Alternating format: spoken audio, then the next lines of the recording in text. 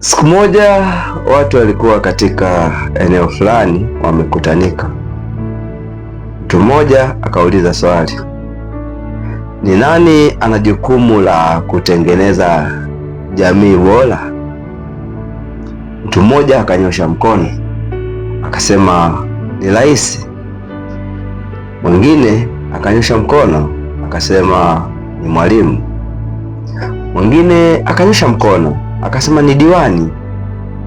Mwingine naye akanyosha mkono akaona asikae kinyonge akasema ni balozi.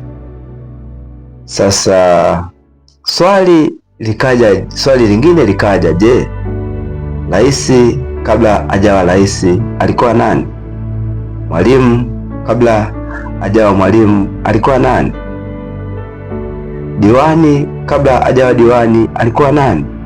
Na balozi kabla hajawa balozi alikuwa nani? Kumbe walikuwa ni watoto na walipita katika mikono ya mzazi fulani. Kumbe mwenye jukumu la kutengeneza jamii bora ni mzazi bwana. Sasa kumekuwa kuna changamoto kubwa sana. Kuna mitazamo mitatu ambayo watu wengi katika jamii watazama wazazi katika mitazamo hiyo. Mtazamo wa kwanza, watu wanahisi mzazi ni mtu ambaye anamleta mtoto katika dunia. Ni kweli, hiyo ni mtazamo wa kibiolojia and it's well and good kwamba umemleta mtoto katika dunia, na kumleta tu mtoto katika dunia na kumpa jina haitoshi wewe kuitwa mzazi, kwa sababu tunavyosema mzazi manake kitu mzazi inakuja na majukumu. So mzazi ni lazima umpe mtoto wako mwelekeo wa maisha, umfundishe maadili, umfundishe uwajibikaji, umfundishe nidhamu, umpe upendo, umpe muda wako pia. Tunasema huyo ni mzazi, lakini wengi wanahisi tu mzazi akishamleta tu mtoto duniani inatosha. Sasa huo ni mtazamo wa kwanza. Lakini mtazamo wa pili, wengi wanahisi mzazi mzuri ni yule ambaye anatoa karo ya shule, ananunua chakula, analipia mavazi, analipa ya nyumba, ni kwamba sehemu ya malazi ya mtoto kukaa. Ni muhimu, ni kitu muhimu sana, lakini kitu ambacho tunatakiwa kuelewa kwamba mzazi si kutoa tu mahitaji muhimu ya mtoto, lakini mtoto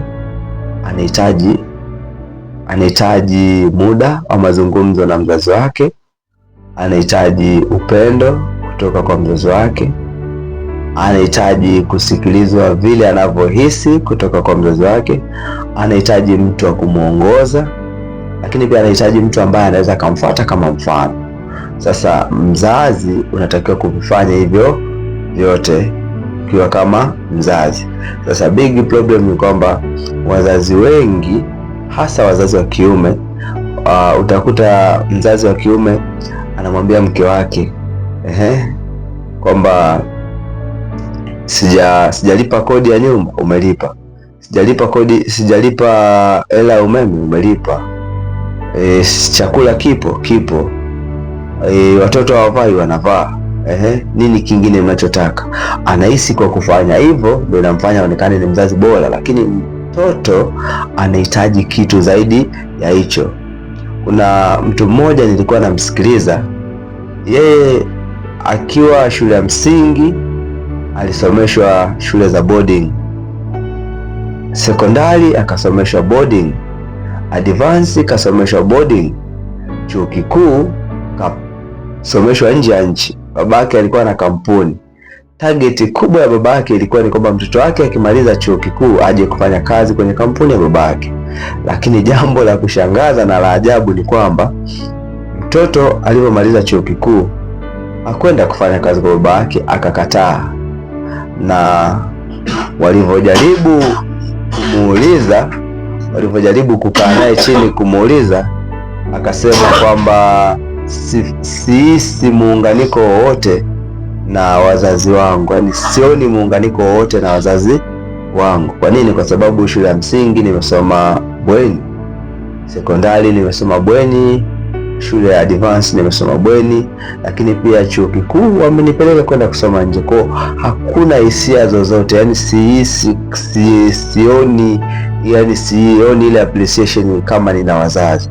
Kwa nini? Unatakiwa kuelewa kwamba ni kweli unatakiwa kuwasomesha watoto wako kwenye shule za gharama, ni kweli una hela, lakini watoto huwa wanahitaji kitu zaidi ya fedha, wanahitaji kitu zaidi ya chakula, wanahitaji kitu zaidi ya malazi, wanahitaji kitu zaidi ya zawadi ambazo unawapatia, wanahitaji. Na mwingine anahisi kumpa mtoto wake tablet na nini ndo ameshamaliza kila kitu. Watoto wanahitaji vitu zaidi ya hivyo. Mtoto anapopata muda wa kuzungumza na baba yake, hata akili yake inakuwa iko clear kabisa, iko vizuri sana. Tunasema iko vizuri sana, na utafiti unaonyesha kwamba utafiti uliofanywa na Harvard Center of Developing Child unaonyesha kwamba katika umri mdogo mtoto anatakiwa kujaliwa sana, yani kwa maana ya kwamba azingatiwe katika makuzi ya ubongo wake, tabia na uwezo wa kujifunza. Sasa wazazi wengi wanaignore vitu kama hivi.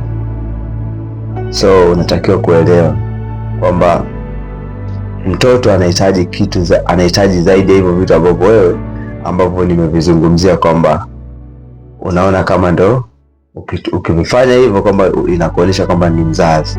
Lakini kitu kingine ambacho mtazamo wa pili, mtazamo wa jamii, wanahisi kwamba malezi ya mtoto ni jukumu la mzazi peke yake.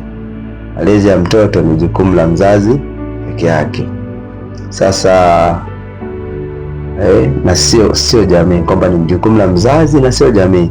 Unatakiwa kuelewa kwamba mtoto ambaye analelewa na familia fulani, baadaye ndiye atakayekuja kuwa daktari, ndiye atakayekuja kuwa mhandisi, ndiye atakayekuja kuwa mwalimu, na huenda pengine akaja kumfundisha mwanao. Sasa sijafahamu kama ungependa mwanao aje kufundishwa na mtu ambaye ana maadili mabovu, ana tabia mbaya na hajitambui, pengine akili yake ishakengeuka. Unatakiwa kuelewa kitu kama hicho. So unatakiwa kuelewa kwamba mzazi ni zaidi ya vitu ambavyo unavyofikiria. Mzazi inakuja pamoja na majukumu. Tukisema baba, manake baba imebeba majukumu. Tukisema mama, manake mama imebeba majukumu.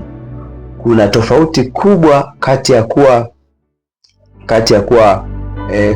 mwanaume mwenye mtoto au mwanamke mwenye mtoto na mzazi, na kuna tofauti kubwa kati ya kuwa mwanaume mwenye mtoto na mwanamke mwenye mtoto na mzazi wa kiume au mzazi wa kike. Mzazi inakuja na majukumu, lakini unaweza ukawa mwanaume ambaye umemzalisha mwanamke lakini ulimkimbia, so una sifa za kuitwa mzazi. Au ulikuwa mwanamke ukamtelekeza mtoto, una sifa za kuitwa mama. So kuna nguvu kubwa tatu ambazo ziko katika wazazi. Nguvu kuu tatu ambazo zinapatikana kwa wazazi. Tunasema nguvu ya kwanza, tunasema mzazi ndiye mtu ambaye anaunda tabia ya mtoto. Tunasema character builder. Mzazi ni mtu anaunda tabia ya mtoto. Tunasema